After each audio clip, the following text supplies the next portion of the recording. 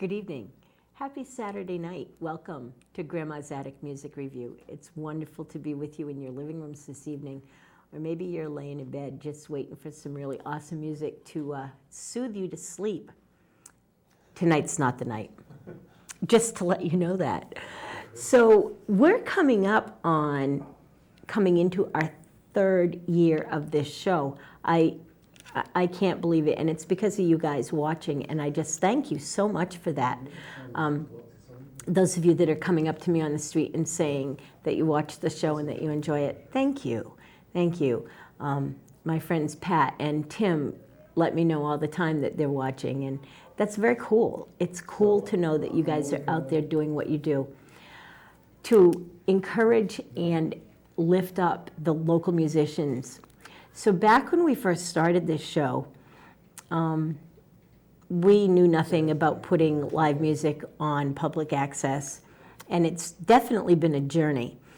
And one of the things that we found out very early in time is that music doesn't resonate through the soundboard and through the studio the same way that it does in a live performance or in a performance that's recorded.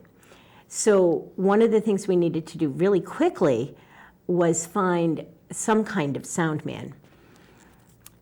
I was at a James Montgomery show and met this crazy looking hippie dude with hair and a beautiful girlfriend, and he kind of said he was a sound man and asked if I knew where he could get any gigs. And I said, well, I got one for you, but it doesn't pay. And Jeff Mattson came and joined us as our audio engineer. And ever since then, nothing but good has come out of the sound here at this show. And those of you that watch it on a regular basis know that. Well, before we got Jeff, we had the band Pocket Vinyl here. It's not a band. It's a solo duo kind of act. It's not just about music. It's a very unique thing. And Eric came and performed really early on in this show, and quite frankly, the sound was horrible. And now that we have Jeff, we've invited Pocket Vinyl to come back. Unfortunately, the artistic painting part of the duo is unavailable for the show tonight, but Eric will tell you more about that. These guys are unique, they're introspective, their lyrics are vital to what goes on in the world. Their last album was really connected to, I'd have to say, spirituality and religion and how those things fight against each other. I haven't heard the new album. I'm really excited about it, and Eric's going to tell you about it. Help me welcome to Grandma's Attic Music Review, Pocket Vinyl, at least half of it. Thank you, Dot. Yeah, unfortunately, if anyone's ever seen this before or anything, usually next to me is my wife, Elizabeth, who can't be here right now for reasons I won't get into. She's out of the country, and so, but I mean, we are on tour most of the time, and when you've asked us back before, it's always never really worked out, and so I'm really glad that this time we're able to get some version of Pocket Vinyl in here. Right. So I'm sorry you're not seeing any type of, there we go. I'm not sorry you're not seeing any type of live painting or anything. If you want to come see us at a show or whatever, she usually makes this like 2x2 foot painting, and we auction them off at the end of every show and everything. And as you alluded to earlier, our last album that we released was called Death Anxiety, which, it was kind of about just death and everything that encompasses death. And for me, that definitely a lot of spirituality and religion and kind of just asking questions without really concerned about the answers was kind of what we're trying to go for. Exactly. And I think actually that'll be good to start. I'll play the title track to Death Anxiety. Okay. So yeah, and what time is if you're trying to sleep, I apologize, but I hope you enjoy.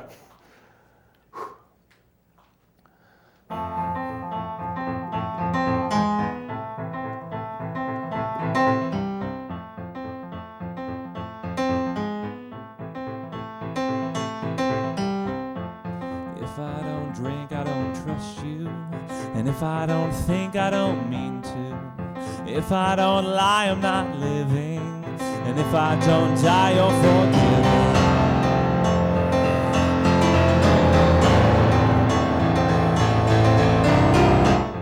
If I don't see it, then I'm sorry. When asked if I knew, I said hardly. We all have differing opinions, yet we all think we have the right one.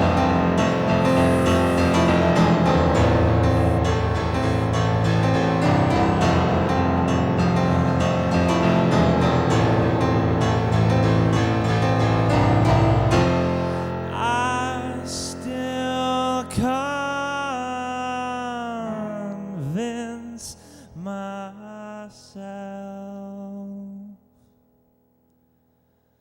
that I will never die.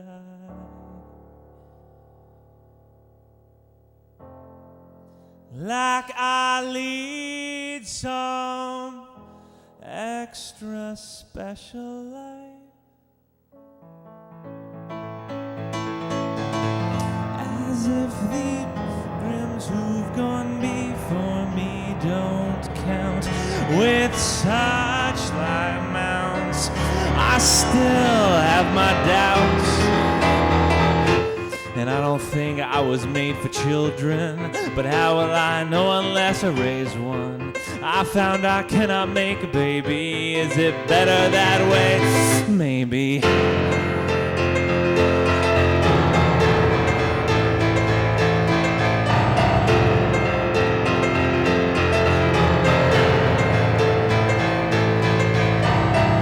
I saw my grandmother during her open wake.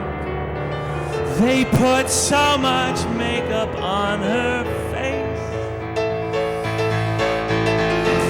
As I stepped closer towards the woman that I knew, her light shined through. She was dead yet made anew.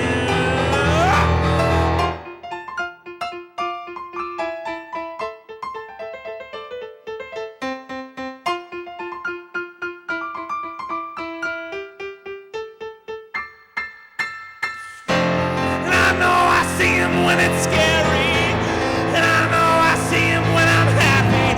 I know I see him when I am angry, but it could just be my death anxiety. I still convince myself that I will never die, like I'm on some never-ending ride, as if the billions who've gone before me don't count. With such high amounts, I just know how that sounds.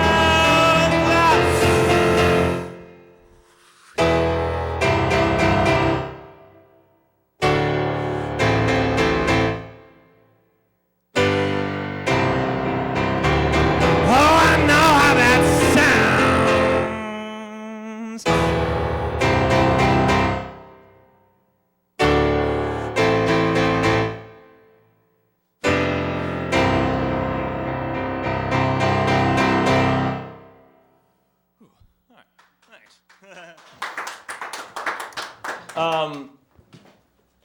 We did,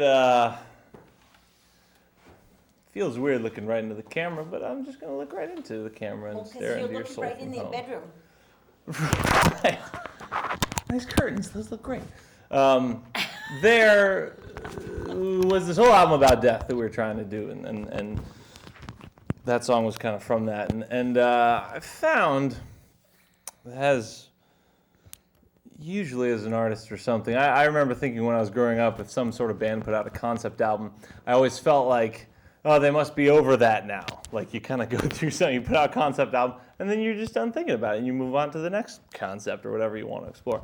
And I found out that that is not the case, at least with me in music. And we just released a new album earlier this week on Tuesday called Tin, which we released through the Telegraph Recording Company, which if you've ever been to the New London record store, The Telegraph, Rich and Daphne there have been kind enough to put out our record on their small little label, and we are more than happy to be part of that family. We wanted to release a record that was somehow, I don't know, in some ways it's almost a breath after the loud, just kind of chaos in a way that the Death Anxiety was. And Death Anxiety 2 was our third album, and we thought that having a fourth album, we needed to change it up a little bit. We often describe what we sound like as piano slam rock, which I think is very all-encompassing. And I thought, what if instead of kind of exploring all this loud, not angry, but passionate side of screaming and everything, if we went to the other side of the spectrum and kind of wrote and released an album that was all kind of quiet and smaller and minimalistic, yet still unsafe. And that is what we're trying to go for. And some of the death themes still kind of seeped in a little bit, but I don't know, in a different way, at least in my mind. This first song I'm going to play now, I'll play maybe another song from Death Anxiety in a bit, but this is from the new album. It's called Set. It's actually the first song that I wrote on the album that kind of, when it was all written, I was like, I want to write an entire album like this. So that is the end of the intro to this song. This is more bedtime music, I'd say, in a way.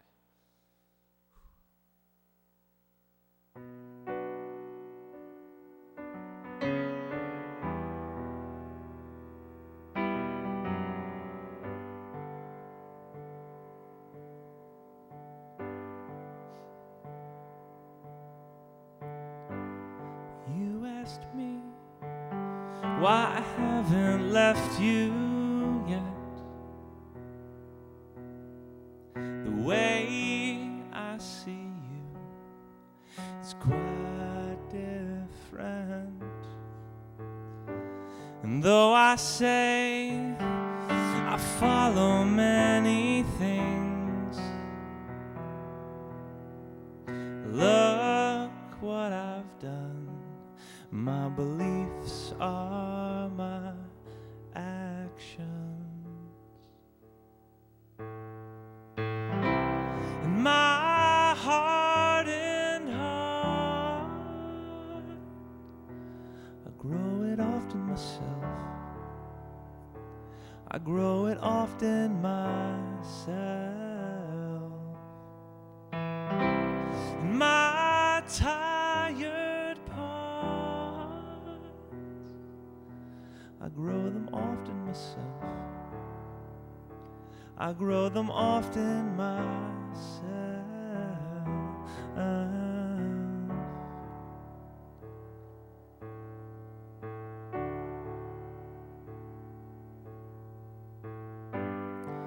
I hear a voice, an ethereal, absent noise, and I don't know who it belongs to. You understand, but nothing penetrates the barrier of your emotional state.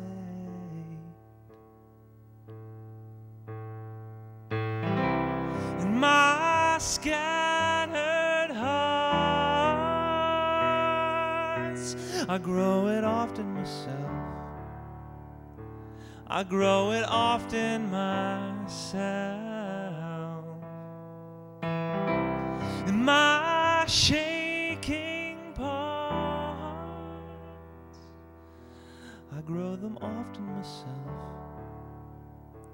I grow them often myself.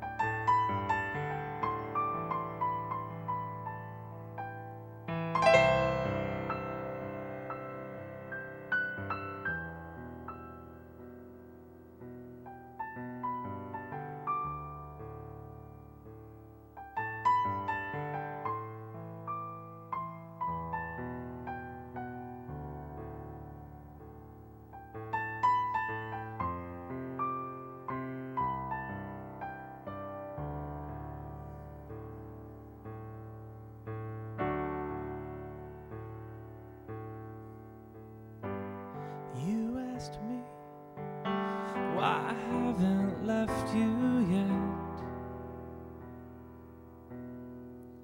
Oh, don't you see, we are a set.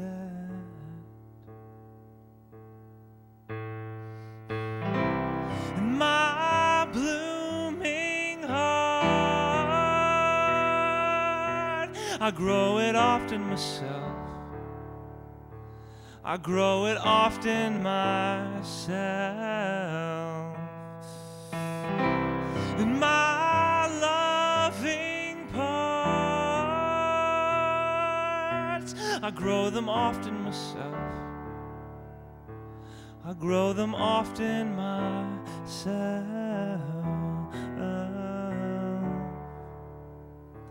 I grow them often myself.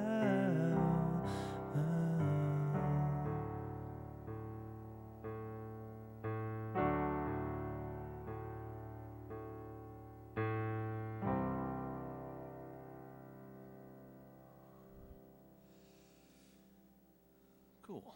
They're oh, thanks. I can hear you clapping at home. We tried our hardest too to put all the songs from this album that kind of go right into one another, and without taking too much time in between, I'm just going to play the next two songs on the album, which definitely going back to if whatever your relationship is with religion or anything, I feel like I kind of mentioned earlier, I'm more interested in asking questions rather than finding answers at this point in my life. And so I don't know where you are, but these speak a little more to that side of our songwriting.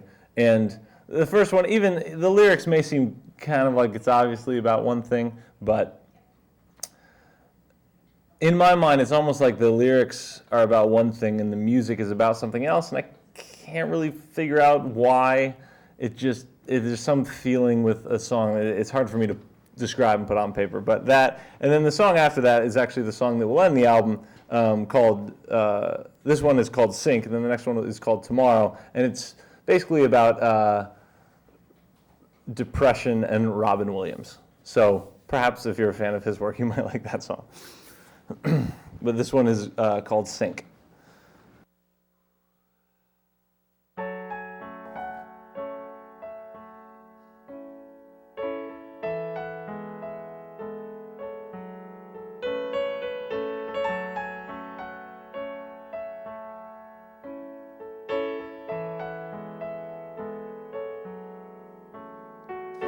I saw the inside, I saw it get made.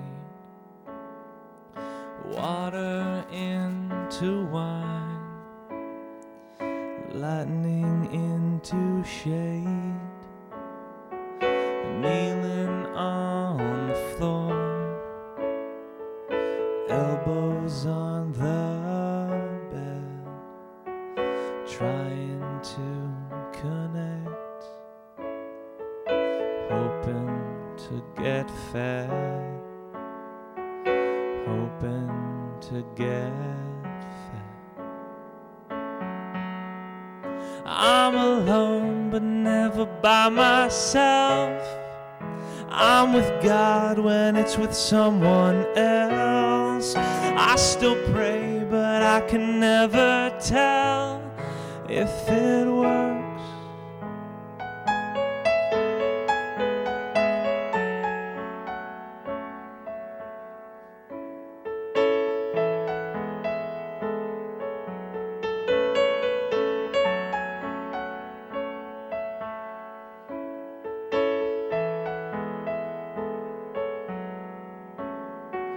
Religion that you found, a deity so cruel.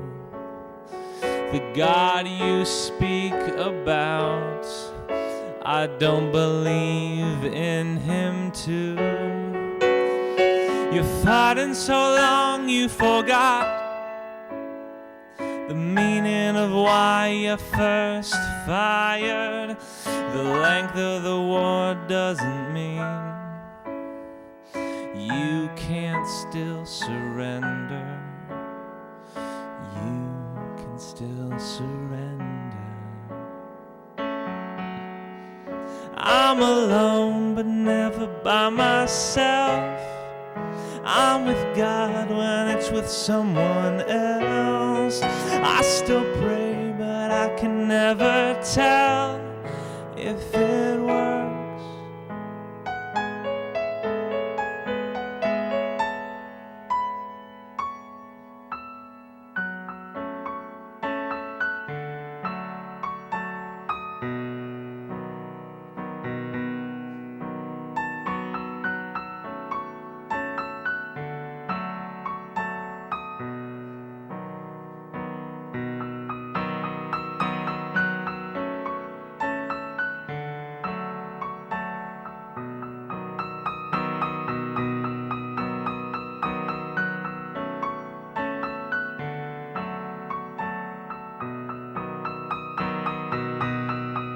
I'm alone but never by myself.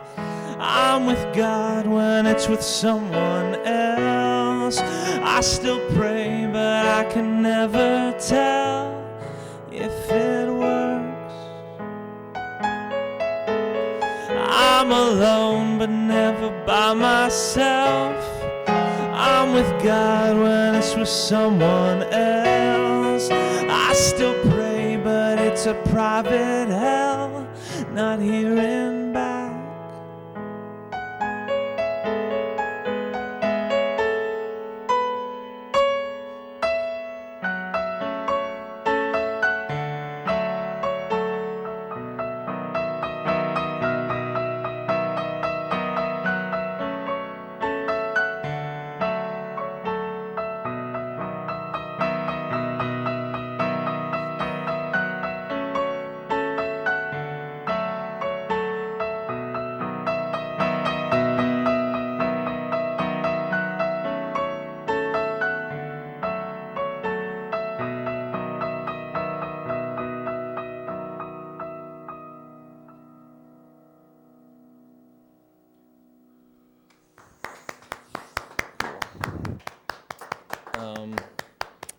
And like I said earlier, I'm just going to go right into this next one. This is Tomorrow.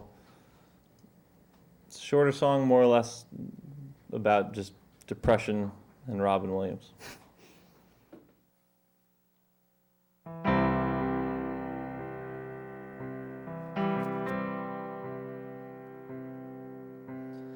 Goodbye, your world might not be here tomorrow.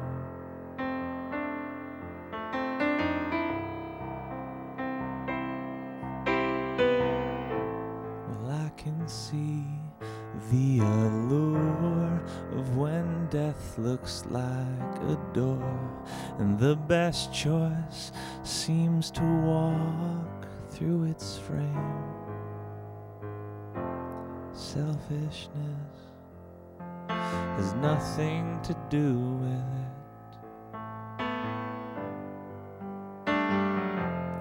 When you're sick,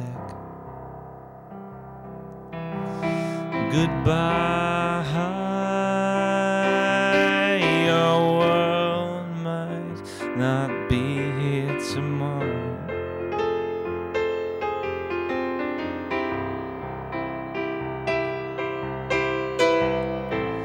Robin Williams decide that he didn't like his life? But that's weird, I'm told money and fame make it great. On the dim bright side, perhaps his death will provide a conversation that keeps others from his fate, so we can bring the help that they need.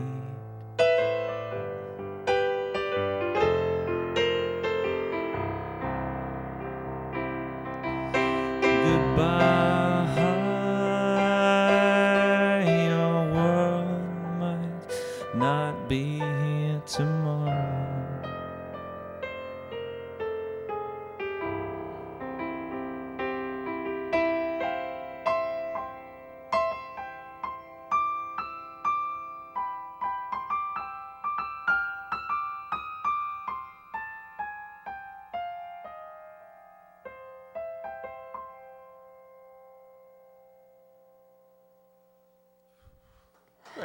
thanks.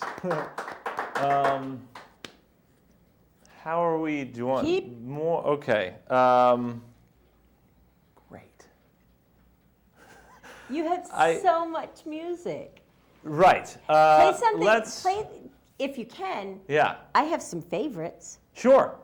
The colors. I smell. What is the song? Oh, I Hear Colors? Yeah. Yeah, sure. I'd love you to do that. I love that song. Sure, yeah, that'd be great. This is, we used to end our shows with this one, and to this day, we always end our shows with the same 2 songs, usually. And we'll switch it up maybe every year and a half, but when we first started, this was the last song we would play. And like I said, Elizabeth, who's usually by me painting, she knows like, okay, this is the last song. She got to finish up the painting, whatever it is. And to this day, if she just hears this song, like me playing it live in the middle of a set now, or just on the album or something, she starts to feel anxious. And the first couple of times, she's like, I just feel so anxious right now. Why? And we realized, like, oh, this song to her, like Pavlov's Bell, or like, it just triggers that, like, oh, I gotta hurry up. I guess it has a little bit of that feel to it, but. Yeah, It's a great song. Thank you. It's long. This one, thematically, lyrically, is much less intense as some of the ones I've just played. It's more or less about synesthesia, about people who can like hear music and see colors somehow. And I actually had a fan of ours has a sister who has synesthesia, and she said she listened to this song and saw a bluish gray background with polka dots, like tiny polka dots all throughout it. They were like a darker blue.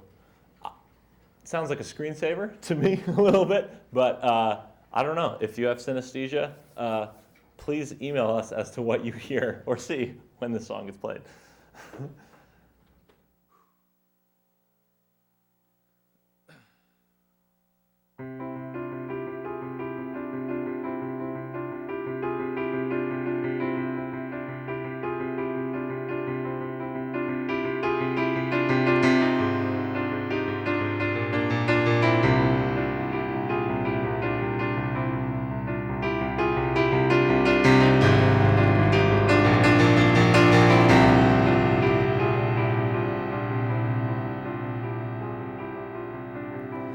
Listen to the colors run, I hear dice rather than diction. Colors that drip right off this tune. That song is pink, this song is blue.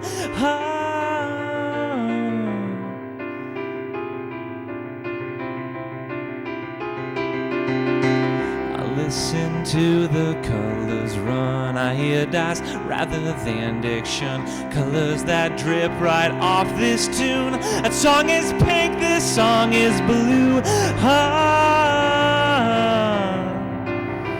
That song is blue.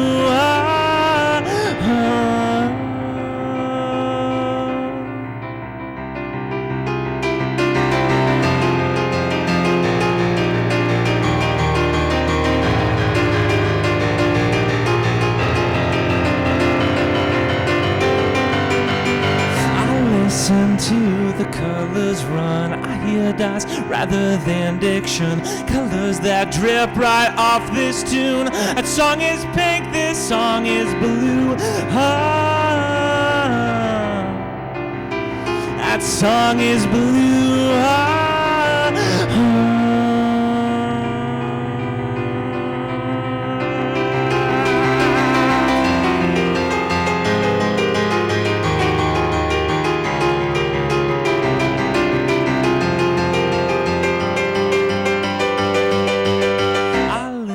To the colors run, I hear dice rather than diction.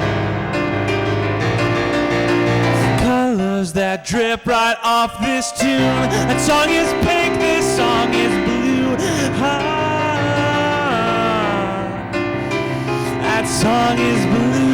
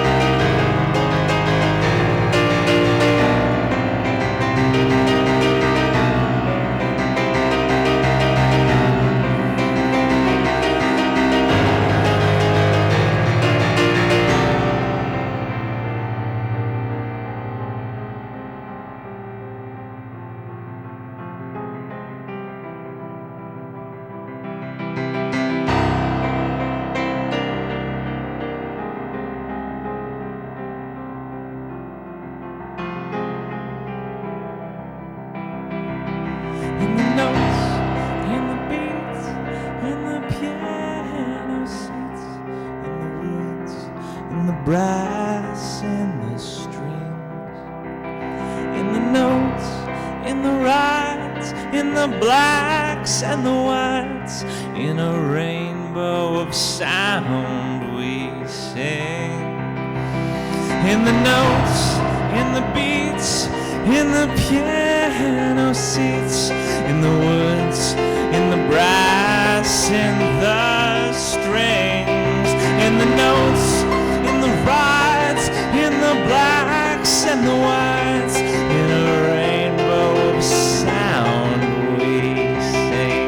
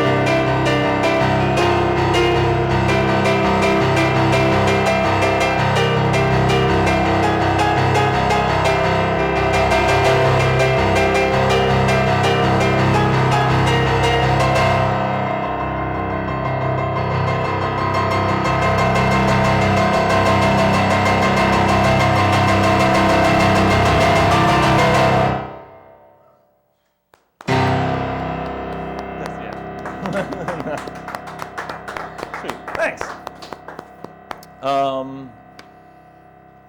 Okay, we're gonna do one more. I'm gonna go actually back to, just because it's fun. I'm gonna go back to this.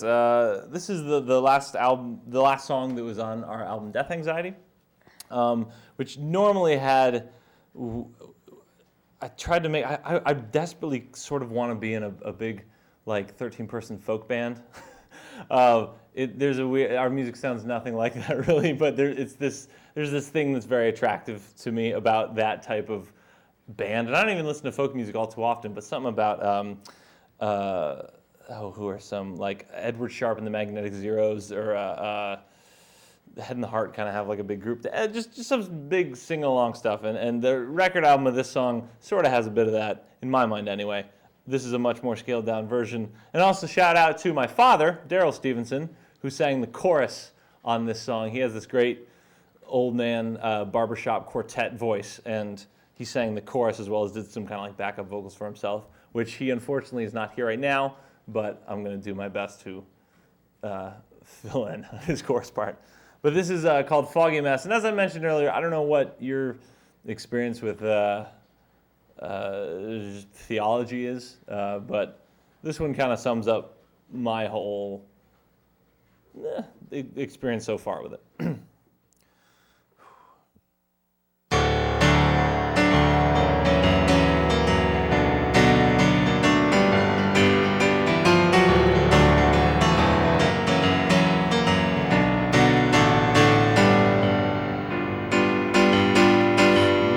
I'd rejoice in the glow of Christ. Tuesday I'd proclaim that it was all lies. Then right back to my religious self. I was sure of nothing and I wanted help. I heard that doubt like an annoying bell. I believed cause I was just scared of hell. Yeah, I had no depth of commitment. I followed Christ to avoid the punishment. So I changed my veil. I had a spiritual schism dabbled in the church of atheism, tried to rid myself of all that I could from the Sunday school lessons of my childhood. But something I noticed internally, like I didn't believe in God, but God believed in me. Was this a feeling from the divine, or something I made up in my mind? I've got a grief that resists but catches me, and I've got a grief that resists but catches me, and I try to flee, yet it chases happily. I've got a grief that resists but catches me. Oh, don't you find it so frustrating how you can really make the Bible say anything? You can do what you want if you quote the right verse, from making fun of someone to putting them in a hearse. I'm not saying that the book contains no truth, but we need to realize that we pick and choose to fit God into our personal box. Maybe the point of it all is the paradox. It wasn't the Lord that disgusted me, it was my fellow followers' hypocrisy. And I say that knowing 100% I'm referring to myself as well as them, 'cause I'll quickly bark out rules and laws, forgetting I can't listen with my moving jaw. But the Bible states it quite clearly that those who thought that way are called Pharisees. Yeah, I've got a grief that resists but catches me, and I've got a grief that resists but catches me, and I try to flee, yet it chases happily. I've got a grief that resists but catches me.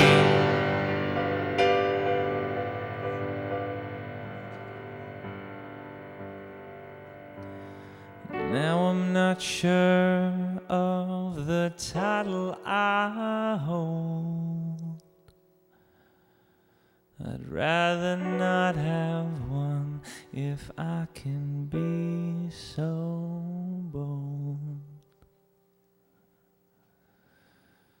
But the one thing I feel that I can sink my teeth into is a love that forgives my enemies. And I know I'll fail with the bar so high, but something inside me compels me to try. And you may call me a heretic, you can't spell that word without Eric. Yeah, and admittedly I'm scared, skittish, like a vapor, to put these thoughts down onto this paper. What if I'm disowned by my family when I claim if there's a hell it's probably empty? Oh, for some it's easy just to give it up. I probably always drink right from that cup. It's a fucking mess still around my head. I'm sure I'll figure it out though when I'm dead, yeah. And I've got a grief that resists but catches me, and I've got a grief that resists but catches me, and I try to flee, yet it chases happily. And I've got a grief that resists but catches me.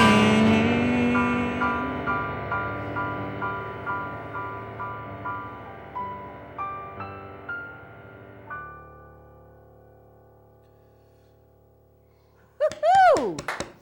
Cool. Why don't you come over and you join us? Okay, great. So while Eric's coming over to sit with us, I am very excited. I just got a phone call, and I have some of the most amazing news that New London County has heard in a really long time. Several years ago, I was down at the Hygienic Art Park, and I heard this group of children singing. And I said to Mr. Sidfold, I said, those kids are homeschooled. And he said, you can't know that. And I said, well, they are. And I went and I spoke with them, and most of them were. Well, they've proceeded to make a name for themselves, these kids, all of them extremely talented, and all of them going to do something absolutely phenomenal with their music. For the last year or so, one of those children has been in the process of going through all the hoops and just doing everything that's supposed to be done to get on a certain TV show. The name of that show is The Voice. And the young man has finally been told he can release the news that he's made it through auditions. And I'd like to let you all know that Braden Sunshine has made it through auditions. And we don't know where that goes from there, but think about him, pray for him. He's a great talent. And now you all know, I believe that we will be having a show watching party down at the Roadhouse on Bank Street. I know we will. And there should be in this area parties watching this show every night it's on, because we get to vote. So if he makes it that far, if he turns a chair around, yay. Okay, so there's the big news. I'm really excited to be the one that gets to tell you that. You are all hearing it here first on Grandma's Attic Music Review. Nobody else knows yet, so you're the first ones, and there you go. So, how'd you like that? You gotta follow great. that. I'm so excited for Braden. That's awesome. Yeah, it is. Yeah. It is. You know Braden, right? The Sunshine, Silver Hammer Band? Little Braden, curly hair. I don't know him well. I Okay. believe I recognize him. You would. Yeah. You would. But I know that in passing, but I don't think I've ever had the pleasure of meeting him. It's very exciting. It's very exciting. I can tell you're very excited. It is, because I was the first person to put those kids on the radio, and I've had them on my show, and yeah. But anyway, we're here to talk about you, so I'm going to just switch. It's kind of hard, you It's get okay. this news. But Pocket Vinyl's been in my line of vision now for what, 4 years? Yeah. We moved about. kind of to the area for about 4 years. Yeah, and it was actually shortly after that we were on your radio show. Yeah, you were on my at the radio time. show very quickly after coming to the area. And at that point, it wasn't Monsters the... Yeah, Monsters Talking. That was our album at the time that we were kind of pushing. Our second album, Yeah, which is and- the I Hear Color song that you requested earlier. Right.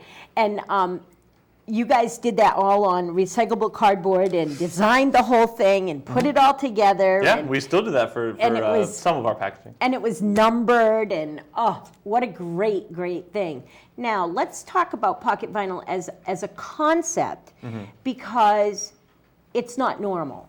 It's not normal. It's not usual, yeah. So where did you two come up with the idea to have you playing and singing in her painting and it become an entertainment thing? The way that you phrase that question makes it sound so much more planned than it actually was. Okay. Honestly, we just liked each other's faces, and we thought it'd be great if we hung out more. And then it led to love, and then we were trying to think about, this is back in 2010, January, we started going out, and I wanted to tour. We were actually over in South Korea at the time, teaching English, both of us, and I wanted to get back to the States and try my hand at touring and doing music, and Elizabeth was not really sure what she'd do, and one of our favorite bands, which I recommend to everybody, they're called Cloud Cult. They're from Minneapolis. They have this full band and 2 big painters, and they're just one of my favorite bands and everything. And we just thought, I was like, well, I'm going to go on the road by myself. Do you want to come? And she's like, yeah, I could paint. What if I painted? And we're just like, yeah, why not? Sure, let's do that. And then we just started auctioning. And I didn't find out till later that it was a meek amount, but we actually finished the tour and had money. And I thought that was normal at the time because I'd never toured before. And then talking with other people. Normal. Yeah, at this level, I didn't I feel kind of stupid for not I guess understanding that. But because of the paintings, we'd auction them off, and we we were together, so we just shared money. So there wasn't having to split $20 4 ways. Instead, Right, $20 right. we could really stretch that out. Right. And it just worked. And then through kind of housing options, we ended up moving to Connecticut in 2011 and got married. And we just were like, yeah, why don't we just try to do this full time? For the last 4 years, we just passed the kind of 4-year anniversary of trying to do this as a full-time job, and thankfully we're still going. And we just released our 4th album, and there's no sign of stopping at the moment, hopefully.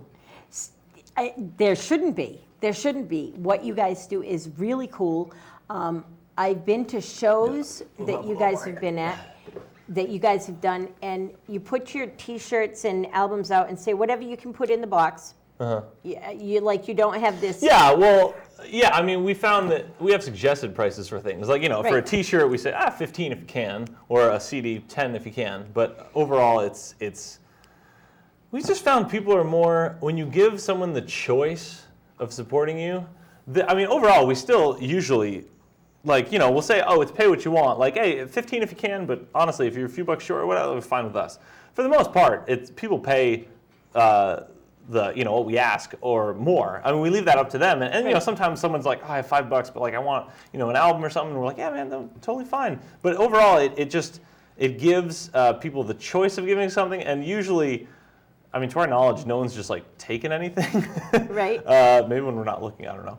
But I found that it really kind of giving the choice to the people, the consumer. It doesn't take away from our bottom line really at all, and it just makes everyone feel good because they feel good that they're being able to pay the full amount, and but they didn't have to, but they are, so they get the feeling of feeling good. Well, we get the feeling of it's good all around. It is good, and I want to tell you that there's a church. It's a real church, but a church. That I went to. Scientology? Well, the first time that I went to this church, they didn't pass a plate. They didn't take the tithing? They didn't take an offering, and I was like, this is weird. And so I have to know everything. So I went to the pastor and I said, where do you guys get your money from if you don't pass the plate? He said, there's a box in the back, and if people put money in it, it's good. They found that when you don't pass the plate, and people can give without knowing and without being put under pressure to put something in the plate, that more money goes in the box. And the box is in a very discreet place in the back of the building. Did they say anything during the sermon? Like, oh, by the way, if anyone wants to give, there's a box in the back and nothing like that? No. Huh. It's in the bulletin on the bottom. Oh, okay. In really small letters. It's very subtle. They're not upfront exactly. about it or anything. Yeah. And people give. And give above and beyond. So I think that whole concept is very real. If you don't tell people they have to, then they want to. Right. That said, though, we found that when we mention it, people are much more responsive, though. Like if I go through a whole show and don't say anything about our merch or whatever, people don't go over there. Sometimes I'll be like, hey, by the way, this is our full-time job. If you think that what we're doing is worth your money and you want to listen to stuff, then we have stuff that you can buy. Just kind of say some sort of spiel about it. Right. And we found if we do that, people are much more likely to go to it. Right. Too. Right. Because I think maybe in that case, not all people always know. Just some of the details. And two, we found that when you explain a context of a band, if you're in a band, explain who you are on stage and your context and stuff.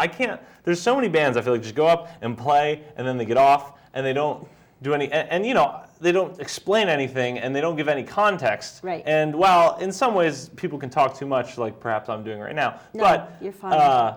I think that just oftentimes people don't mention that they have stuff, don't mention who they are, what they're trying to go for with the band and stuff. And even when I was playing the songs earlier, I like to give a little bit of an intro because often my favorite albums are ones that have long liner notes. Yeah, well, even but just a story of some sort that makes it better. Are you familiar with Bon Iver?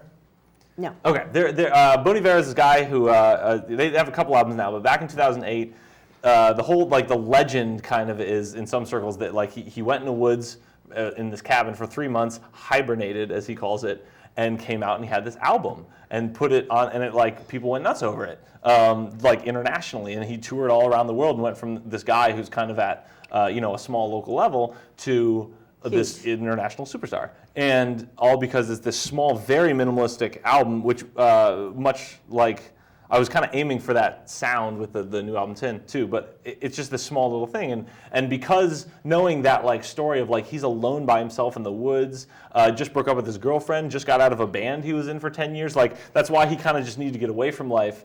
And so when you're listening to the album with that context, it makes it so much better. And you just can relate to it so much more, rather than if you don't know that, you're just trying to pick up from lyrics and stuff. I mean, you can still form your own context to it, but I like knowing what is behind the music. And then we found that when we tell people that live, and like some stories behind songs and stuff, they're much more responsive to either coming to a show in the future, to maybe buying an album, to maybe just wanting to see, you know, where the story of Pocket Vinyl goes, kind of into the future.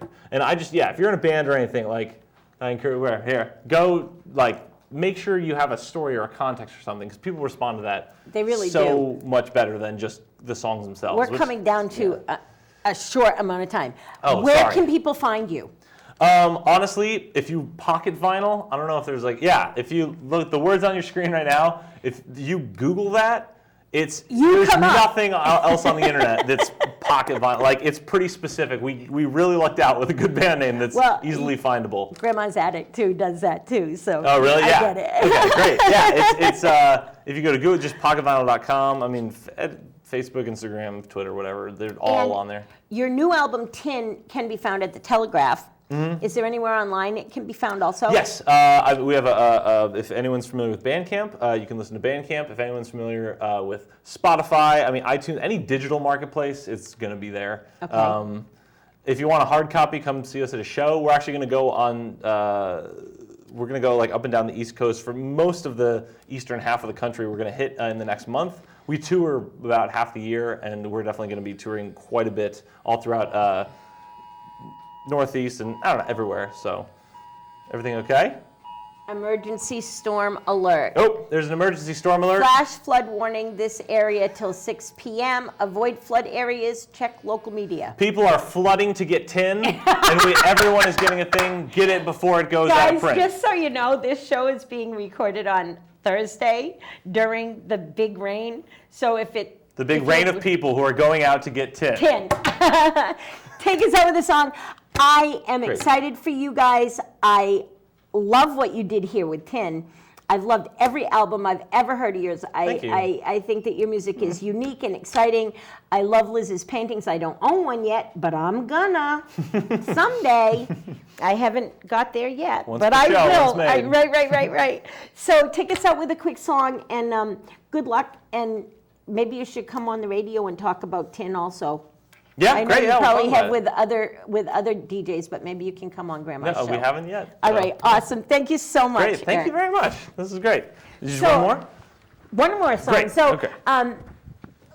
this is Eric Stevenson. He's in the band Pocket Vinyl. He and Liz travel around. Liz paints. Elizabeth. He sings. Elizabeth sings, and she doesn't like. It's Elizabeth, and it's really good. Next week. It's going to be a really great show. Stay tuned. Come back and visit us. And until next week, God bless and goodbye.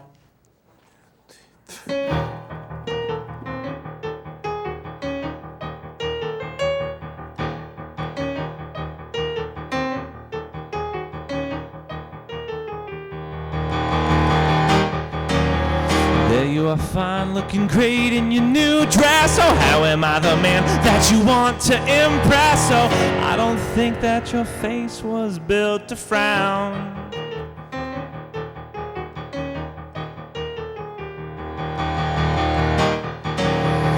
Using my last days to tie up the loose ends, I'd rather use my death as a form of revenge. Oh, if I died now, they would be so sorry for the ways they've emotionally scarred me.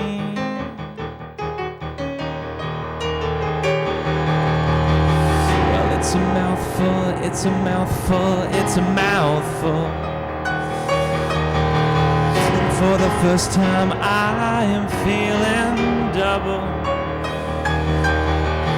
Although I'm faking the crime, oh, it kills my sense of time. The leader told me that the keys to success are to be patient.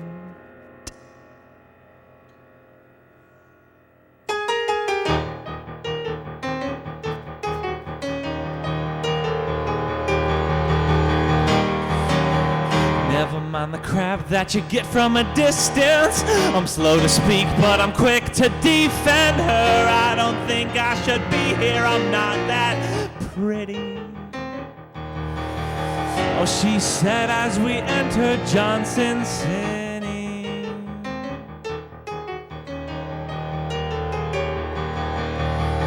Well, it's a mouthful, it's a mouthful, it's a mouthful. And for the first time I'm feeling double. Although I'm faking the crime, oh, it kills